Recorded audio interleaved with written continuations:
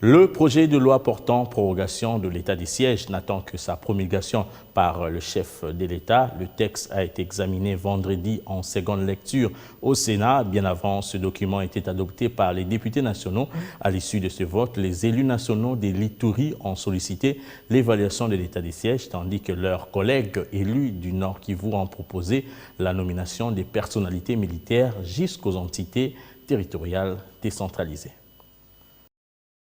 Ce sera incessamment la première prorogation des 15 jours de l'état des sièges dans les provinces du Nord Kivu et de l'Ituri jusqu'à la levée de cette décision par les chefs de l'État. Lors de cette séance plénière, les députés nationaux ont examiné le projet de loi portant prorogation de l'état des sièges. La ministre de la Justice et garde des Sceaux, après avoir présenté l'économie générale de ces textes, a par la suite convaincu les élus nationaux à l'adopter afin de doter le gouvernement congolais la loi qui soutient l'effectivité de cette mesure sécuritaire prise par le président de la République pour en finir avec les différentes rébellions au Nord Kivu et en Ituri.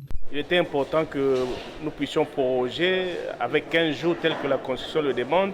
Et l'Assemblée nationale a pris acte de cela. On pourra peut-être organiser un autre débat à huis clos pour essayer de discuter autour de ce qui marche ou ce qui ne marche pas. Mais aujourd'hui, il n'était pas indiqué de discuter sur ces points-là. C'est pourquoi nous avons demandé, nous avons soutenu la motion de l'honorable Mayo et qui a abouti au vote.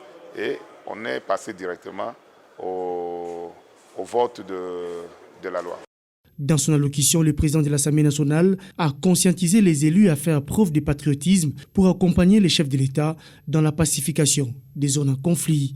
À l'issue de ces votes, les élus nationaux de l'Ituri ont sollicité l'évaluation de l'état des sièges dans leur province. Leurs collègues du Nord Kivu, quant à eux, ont appelé les autorités politico-militaires à procéder à la nomination des personnalités militaires dans les différentes entités territoriales déconcentrées.